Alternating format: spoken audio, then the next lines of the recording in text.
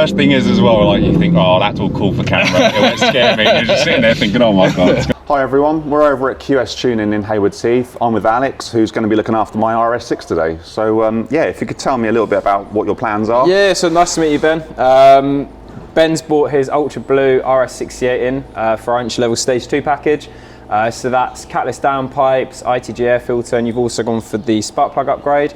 So this will be leaving between 735 and 750 horsepower. Real popular package. We do loads and loads of these RS6s. We've got the fastest times worldwide for stock turbo RS68s. I'd confidently say we probably tune more of them than anyone else in the UK, potentially even Europe.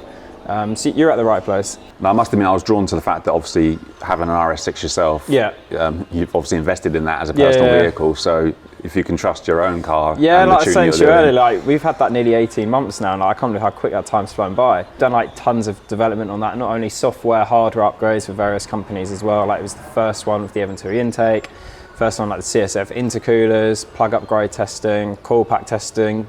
I think it's the only one in the UK with like water methanol on it. Like, we've done loads of stuff on it, but it's nice having our own car. Like at the end of it, like I was saying to you, I'd rather break our car rather than your car. Which is nice. It's nice to be able to have a car there which we can just do whatever we want on. And how long have you guys been here doing the tuning? So I've been here about 7.5 years now. My dad set up the company. It used to be called Quattro Sports, 25 to 30 years ago now. So we've been going strong. And is it just Audi that you're working on? Predominantly Audi VW. We do a few BMW and Mercedes, but it's just German stuff. Like, we like to stick to what we know. Like, I'd rather turn work away rather than do stuff I'm not comfortable doing, if that makes sense. Fair enough. As a car now, you know, I'm well impressed with it. I absolutely love it, but it's just not 100%. Yeah, a bit sedate, aren't they? They are, yeah, definitely. So anybody kind of looking for tuning to, you know, on their cars is just thinking, well, I'm not sure if I should take the plunge or not. I appreciate there's risks in the sense of warranties and so on, but what do you advise? Obviously, just doing your research. Yeah, like, do your research on it. Obviously, they're a pretty robust platform. Like we always say to people, like, we get a lot of guys in your position where they want to tune the car, like they're kind of on the fence. Like if you're watching this, you're interested, come on down. Like, we've always usually got 2, 3, 4, 5 of them here, various tuning packages. So it's nice. Well, we've always got different cars here. We've got different cars at different power levels. So like then like the customer can experience what their car will be like once they've had the package done as well. Yeah.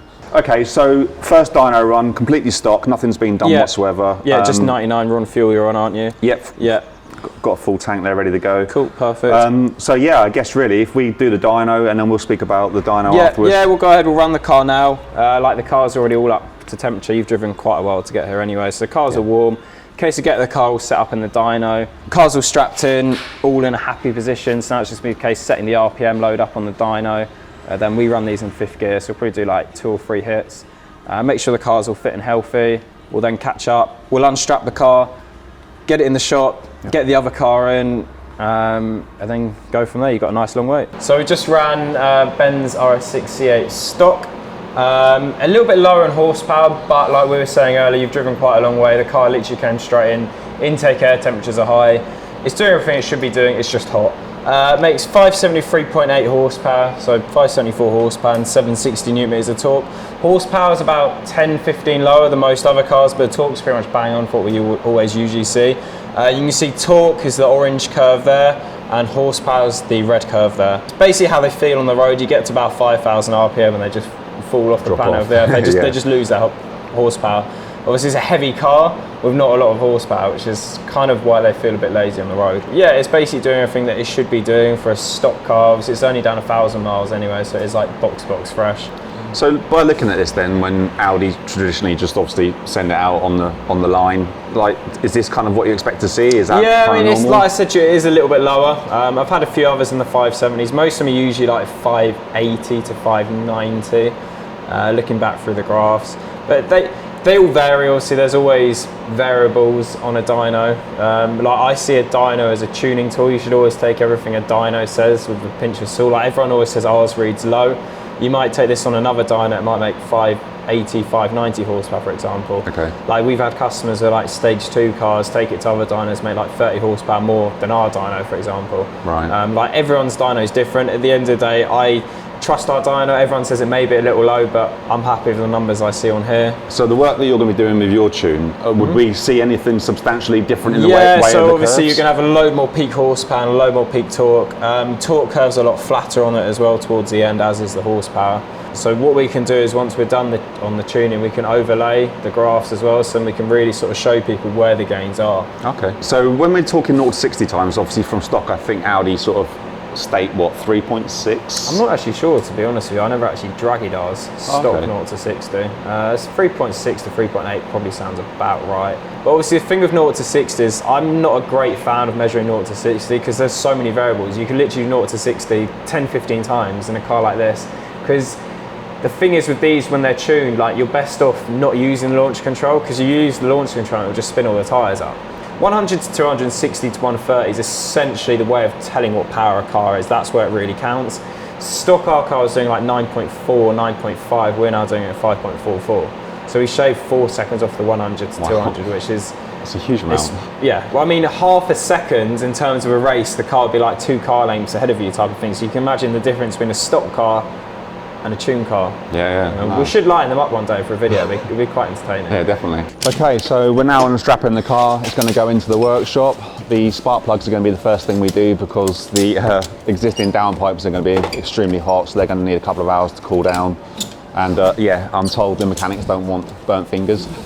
The next stage after the spark plugs will certainly be fitting the new decat downpipes. That will certainly increase flow for the engine and certainly make quite a difference with sound. The main thing that I went for was to go for more of a subtle tone when the flaps are closed, just for when normal driving, you know, it's not just screaming its head off everywhere. But when we go into dynamic mode and open the flaps up, it'll be quite throaty, it'll have some burbles, some pops and bangs. Again, you can choose the level of that. After speaking to Alex, we kind of decided to keep it medium, so it's just not too in your face, but it's a little bit more than what it would be by stock. So that's the kind of plan going forward, and hopefully once it's all done we should be able to see quite a dramatic difference in performance and sound.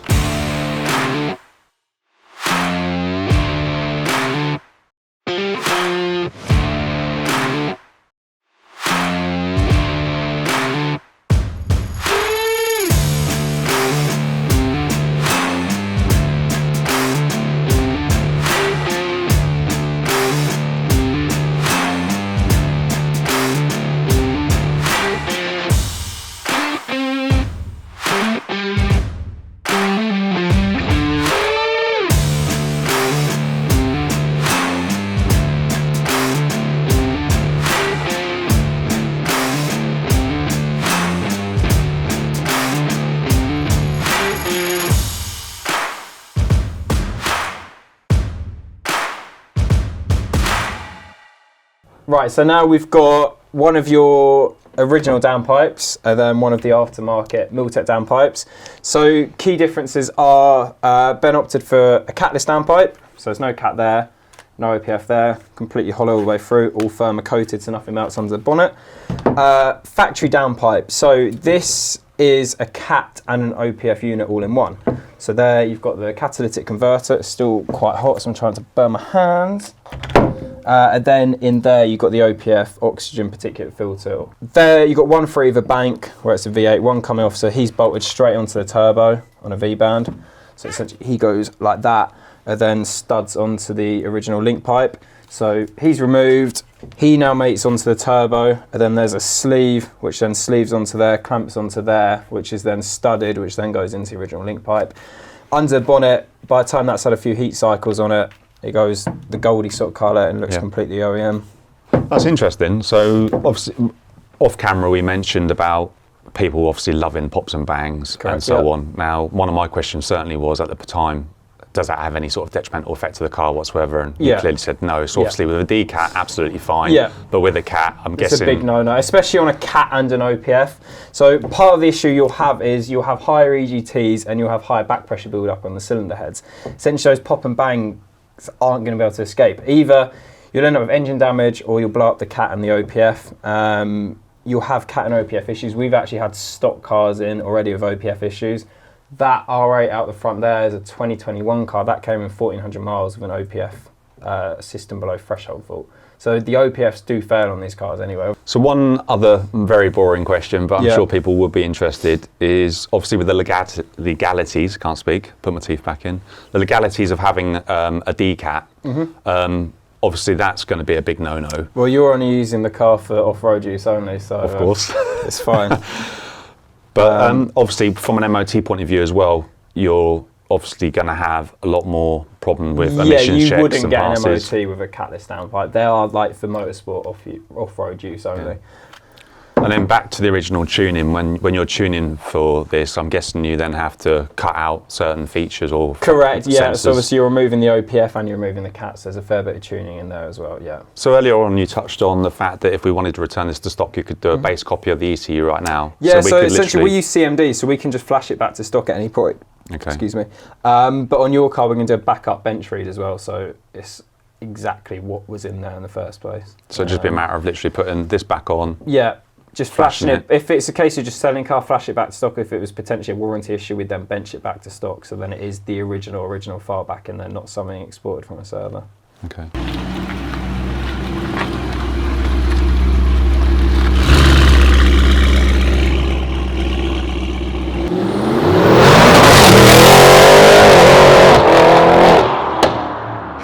It's a slippery old slope. It is, yeah. It's going to be expensive as well because it'd be like, right, I've got to have that. Jesus Christ. That is stupidly quick, yeah. The worst thing is as well, like you think, oh, that's all cool for camera. It won't scare me. You're just sitting there thinking, oh my God, it's going to kill me. It's so different being a passenger though to a driver. Oh yeah, it's completely, because it's when you're not in control of it. Yeah, and I think I honestly haven't probably been a passenger in a car for so long. Yeah. So yeah, it's interesting. I was like taking customers out in their own car and they're like, I've never been a passenger in my own car before. Yeah, give them a heart attack. Yeah. Especially when it's a nice new car as well, like 130, 150 grand car. They're like, oh, that's my car. It's just a totally different car, isn't it? Like, oh yeah. I think a lot of people are so interested in tuning and there's obviously fears related to doing so, but and I've even had people say to me, you know, well, does it really make a massive difference? And it literally is like a totally different car. It's like this is third gear now, 3,000 RPM. Yeah. And there's just torque and horsepower everywhere across the rev band. Like we were saying earlier, the factory car dies off towards the top. This just keeps on pulling and pulling and pulling all the way to the red line. It's just even the power, like I appreciate it's going to be a little bit exaggerated, as in throwing it back in your seat because you're not expecting it and you're kind of relaxed, but it does, you can feel the difference in force, you know, yeah. It's holding you. Yeah, well it's 1100 Newton meters of torque, and yeah, it's a big heavy car, but 1100 Newton meters, so it's a lot of torque. Yeah.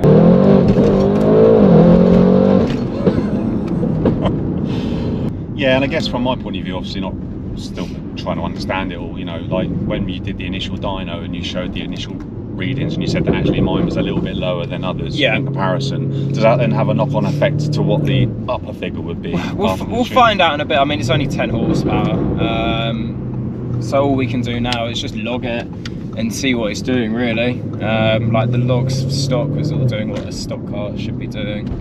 Yeah, I mean, yeah, it's a little bit down, but it's nothing to worry about.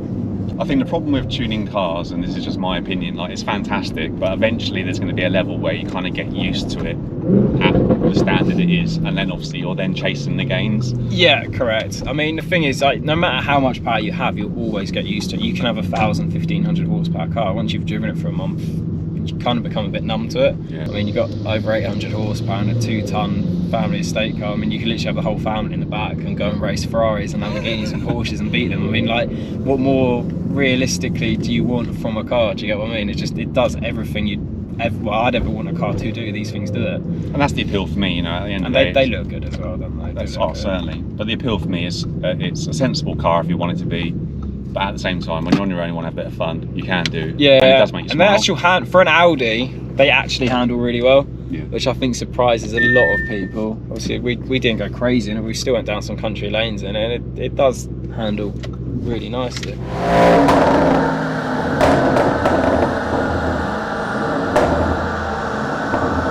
So I think the one thing that I'm dreading the most is the final dyno run. You're at full revs in 5th gear and you're just sitting there playing, please do not go bang, don't go bang, please do not explode on me. That's the last thing I need right now.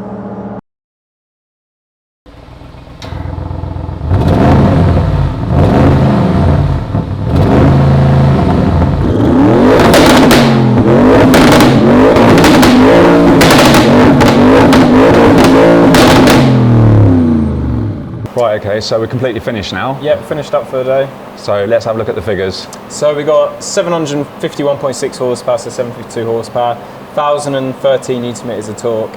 I think I said earlier, this is a later box code car. We spent like 3 days developing on a Swiss car. Yeah. These box codes always make slightly less torque, 40-50 newton meters, just on the onset, run less boost on them. But you can see, like, you've got massive gains from where you were before. You've picked up, what were you before? 575 horsepower before, so you picked up 175 horsepower and you were 720 newton meters of torque, yeah. so nearly 300 newton meters gained in 175 horsepower. So yeah, massive gains. You can see all across horsepower and torque. You've lost that sort of divot you got towards the end of the rev band of the stock car. It just builds and builds. Torque curve's nice and flat. You're above 1,000 newton meters again till around 5,000 RPM. Just a lot more horsepower and torque across the rev band. The car's going to feel so much more responsive. You're going to love driving now. It's going to be so much more enjoyable to drive as well. And just generally the drivability is going to be improved with the transmission tune as well. So you're going to be leaving here with a completely different animal to you came in with. I'm looking forward to it. Yeah, it's really exciting. Even just going out in yours, you know, just seeing what their potential is. Yeah, well, you think that's another 100 horsepower to what yours is, basically. But yeah, you're going to absolutely love it. Just Yeah. No, that's going to keep me smiling for a while. Thank you for coming down. No, thank you. I really appreciate your time. So yeah, thanks for looking after it and doing such a great job. Highly recommended. We'll see you again soon, I'm Definitely. sure. I said to him he's going to be corrupt after spending a day here, and he literally is. He's already talking about like turbos and everything. I know, I'm going to go see the bank manager. Right, okay, so we're finished. It's been a very long day, but Alex has been absolutely fantastic. I really can't rate them enough. They certainly know their stuff, and I think just even from today's video, you can see the results speak for themselves. So if you want to possibly contact Alex and speak to him about doing some work on your car, then you'll find the description below that has all of his details in. So please feel free to give him a shout. He really is a good guy, he looks after you. Again, I can't thank him enough for everything that he's done. So yeah, really happy. Right, so this is one of our first videos. So if you did enjoy it, please don't forget to subscribe. Again, if you can leave any comments, suggestions for what you'd like to see in future videos, then that'd be great. I will be following up in the next few weeks with a first impressions of all the work that's been done today and just basically the changes in the car itself and running over the features and functions of the car in more detail. So if you find that useful, then please subscribe to the channel, hit the bell notification, and then you'll be alerted the moment the new video comes out. Thanks for watching, really appreciate it.